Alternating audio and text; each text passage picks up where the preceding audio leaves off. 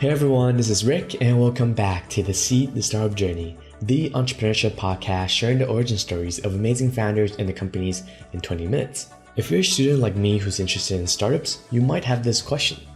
What should I do after I graduate? Should I start my own company right away, or maybe get some experience at a larger corporation? Or perhaps even work at a startup first? Well, today we'll be chatting with Allan Chow.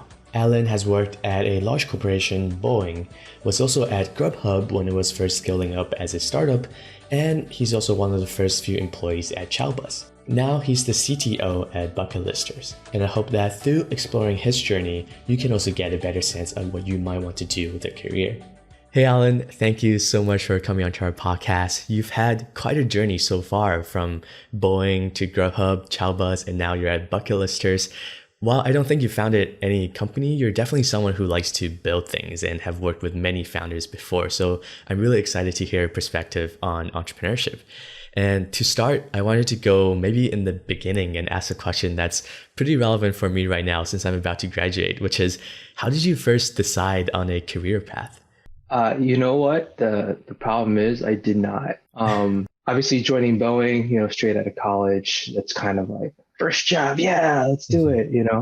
But then making a decision to get my MBA and ultimately leave Boeing, that was definitely more along the lines of realizing that there's so much more, specifically in technology, that the rest of the world is moving with that I was not necessarily having the opportunity to work on, specifically in web technology. Web technology is constantly evolving throughout the years, whereas the work that I was doing at Boeing was more like longer life cycle, 3-4 year, even potentially 10-year life cycles of working on a project to get it to fruition.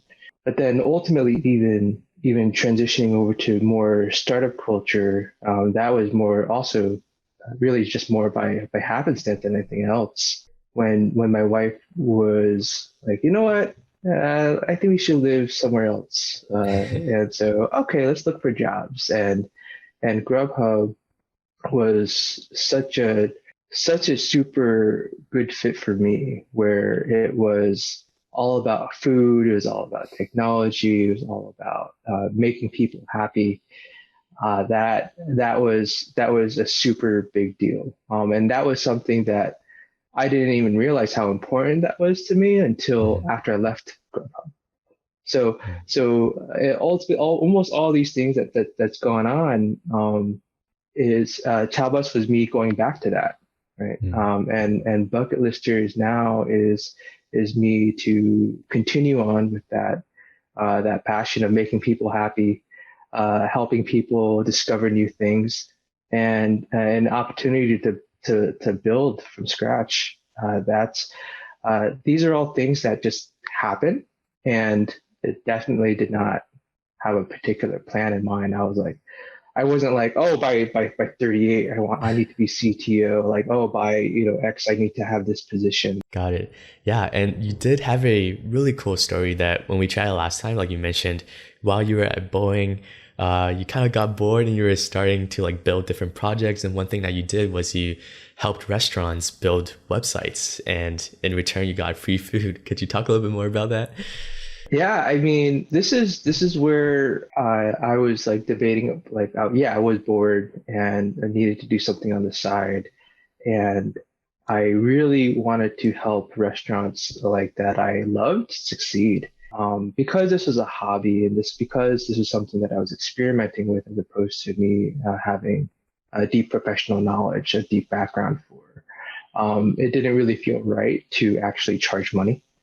And so it was really more like me as a friend to be like, hey, I'll set up your website. You need me to update the hours, or you need me to say you're closed for Labor Day weekend, I can do that.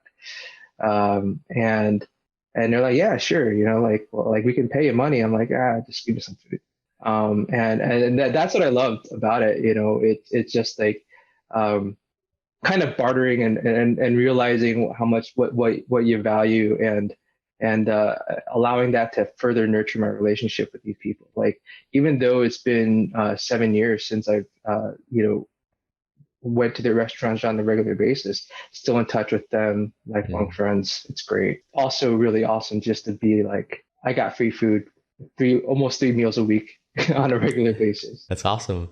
And so since it was more of like a hobby kind of thing, but have you ever thought about like, hey, maybe you can scale this thing and actually, because imagine if you do it for a lot of restaurants, you'd be having like free meals every day for every week, right?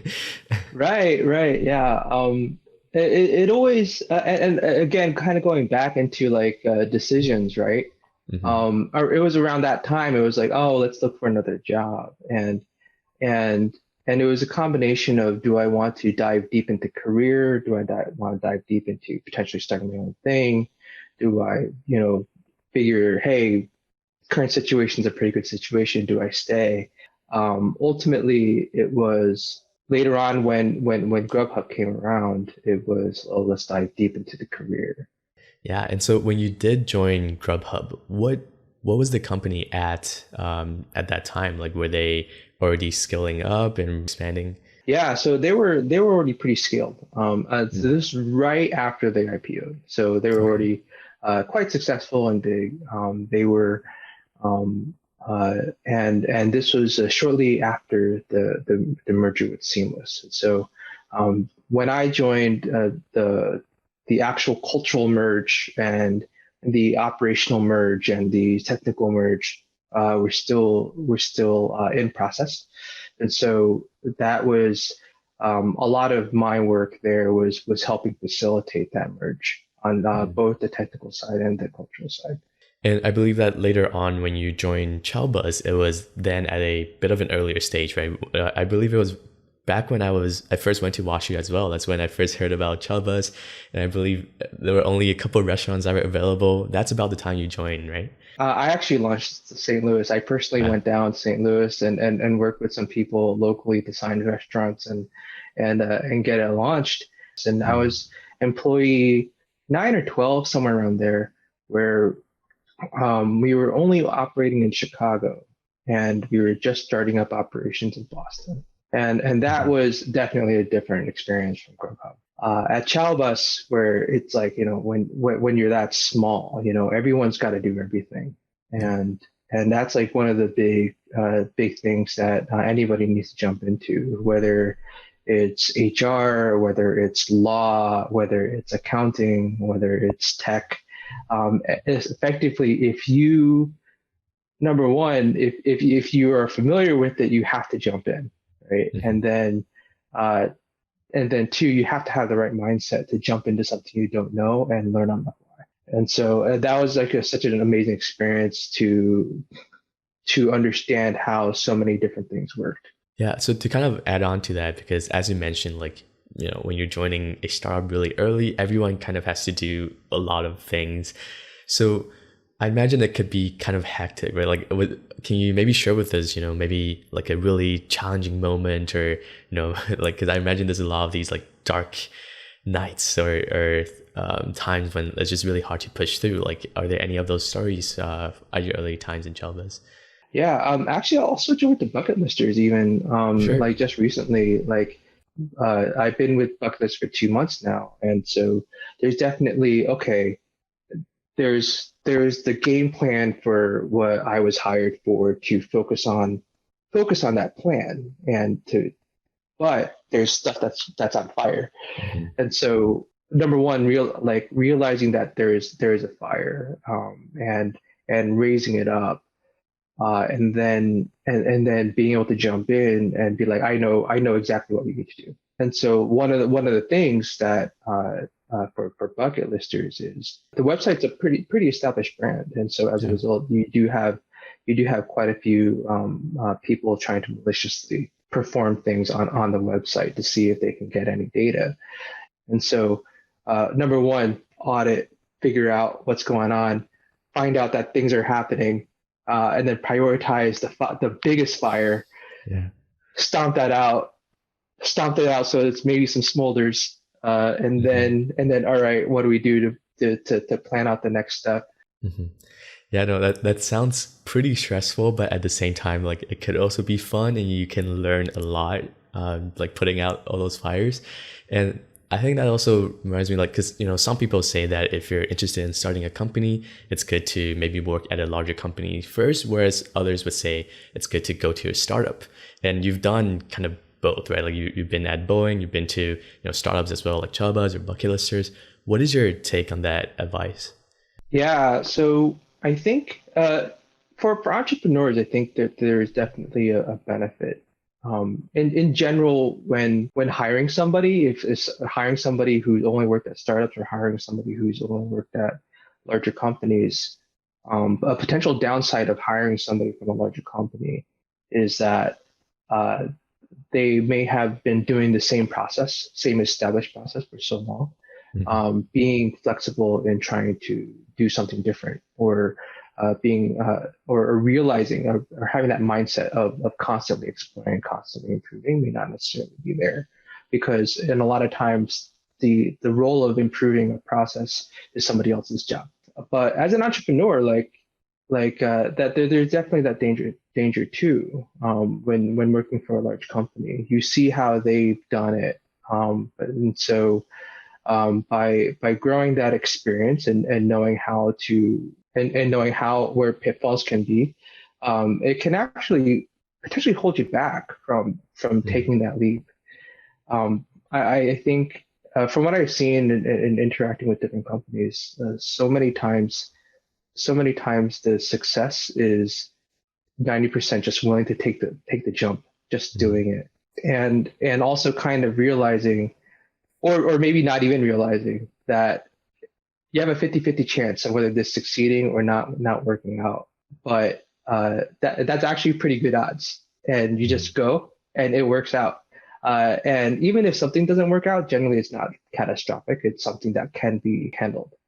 At a larger company, 50-50 chance sounds horrible. For entrepreneurs that are still debating about it, I think what's really great, a great thing about a large company is that there's potential for a lot of mentors for you Mhm. to interact with, and maybe not even necessarily joining larger companies, but maybe joining other companies that have seen that growth that you're thinking about, and where people who may still be at that company, who have been there at the early days, who are interested in passing along their knowledge.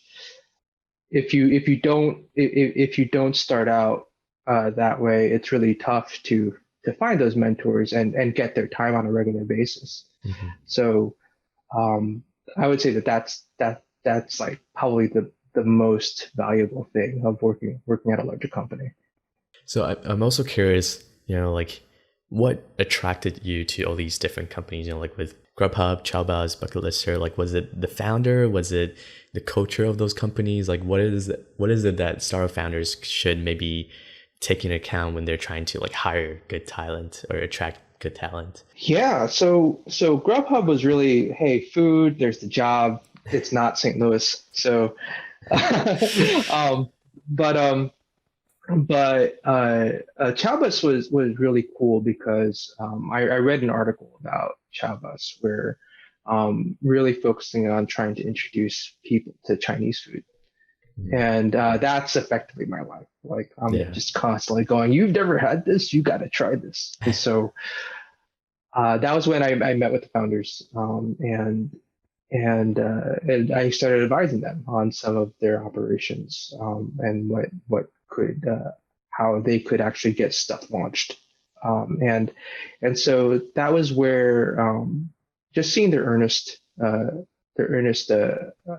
like trying to get this off the board, focusing on how to actually fulfill this vision Mhm. of like, hey, we're building this platform for Chinese people with Chinese food, but we want everybody to enjoy this food, and that's something Mhm. that I really got behind.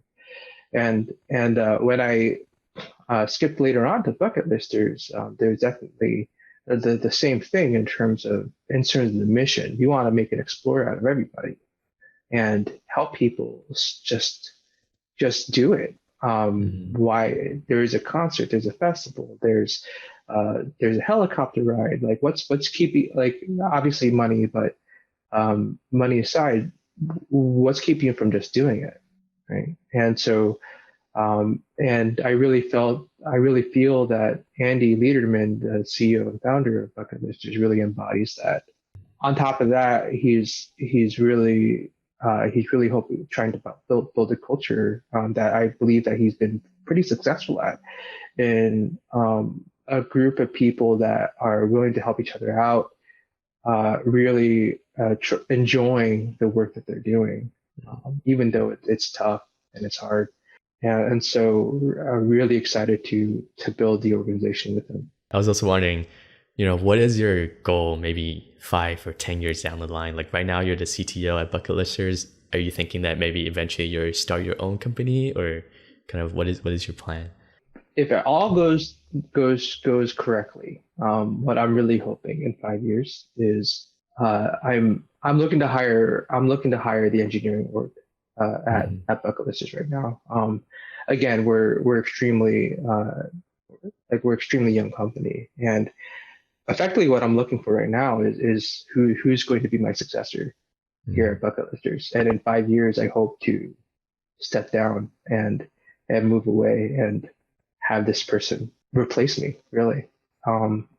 And because quite honestly, in 5 years, I kind of want to potentially go back to just doing some websites for restaurants for free food. Mm-hmm. Yeah. Honestly, that was probably one of the most gratifying things. So hopefully with Bucket Listers, I'm at a point where I can really just do my passion without really having to worry about the scale and the processes and everything like that. That's awesome. Yeah. And I hope that comes true. I think it sounds really fun, like just working with restaurants and like building what it is that you really enjoy. So yeah. So to kind of wrap up the interview, I prepared a quick game. It's called This or That. Basically give you 2 options. You can pick which one you like more. Okay. The first one, in the spirit of bucket lists, skydiving or scuba diving? Scuba diving. Have you done any of those before, or? I've done both. Yeah. What I don't like about skydiving is that you only have so much time to really appreciate what's going on. And you see it. Last time I went skydiving was in Champaign, Illinois. And so I wanted to try to see if I could see stuff like, is that Jarling over there? Is that seabird over there? Scuba diving, you have time. I mean, sure, you have oxygen tank, but more time to kind of appreciate it, take the time, and see what's around you.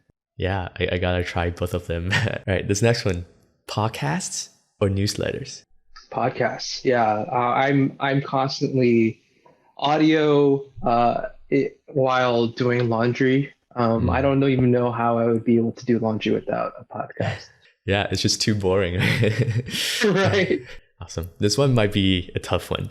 Grubhub or Chowbus? Oh yeah, Chowbus. No, this is without fail. Number one, Chowbus has way more, specifically in the Chinese food variety. Way more variety than Grubhub has. It's so much easier to search. I mean, yeah. I mean, like even after this, I'll probably go get some balls. I'll order pickup on Chowbus. What about a good founder with a bad product, or a bad founder but with a good product? A good founder with a bad product. Number one, a good founder should be able to acknowledge that the product is bad and be thinking about what the next plan is. A bad founder with a good product, I think the dangerous thing is when somebody that's a lot of times when things work out despite all the horrible things that are happening. And so things go well because everybody's head's on fire, keep things afloat, but it's a great product. But then when leadership sees a positive result, and they all of a sudden they feel emboldened with their actions that may actually be toxic. And this is the last one, which is $10 million or go back 10 years in time. I think $10 million, 10 years in time. I think there's something to be said about really appreciating, the good and bad that's in your past, and being able to move forward. Um, like I definitely dwell a little too much on like oh coulda woulda shouldas, um, but yeah, I mean making that change it kind of does a disservice to not just you and those around you. Even though like in theory you're making changes and they don't know what's going on. But $10 million would be pretty sweet. Then I can just Yeah, stop what I'm doing and go straight into the restaurant, the yeah, restaurant website thing. So for sure. that'd be pretty sweet. Awesome. Yeah, so that's it for today's interview. Actually, one thing you had one question on there. I actually do want to hit if Okay, that's cool yeah. with you. Yeah, Hmm. the best advice that I've ever received. So the best advice that I've ever received was actually from my dad, where it's kind of crazy when your dad gives you like really great career advice, Hmm. and it's like, what, dad? But it was like it's not the decision itself that's the most important thing. It's how you deal with the consequences afterwards. Hmm. And so, especially from a leadership perspective, um, for early entry level managers, there's a lot of times where managers focus too much on the decision and try to impose decisions upon others. And so much of leadership is allowing others to make that decision. The key thing is like I kind of mentioned where when people like for entrepreneurs just making that leap and it's a 50-50 chance that it'll work out. Hmm. Chances are it'll work out. Uh, but really are you prepared to handle the situation for when it works out or when it doesn't? And so just making sure that you have you're thinking about it and you're prepared for it, and you have the right mindset to deal with it in a positive way. That's that that's been something that's been really great for me.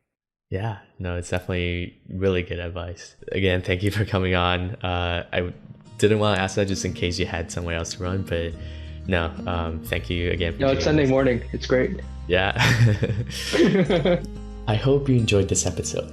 There are definitely pros and cons of working at different stages of companies, and if you're not sure which one fits you best, maybe you can be like Allan and try out all of them. If you do know what you want to do, go and give it a try, but know that there's nothing wrong with switching your path afterwards. If you have any questions or feedback, feel free to message me or leave a comment on our YouTube or Instagram posts. With that, let's grow our seed of innovation and creativity together, and I'll see you next time.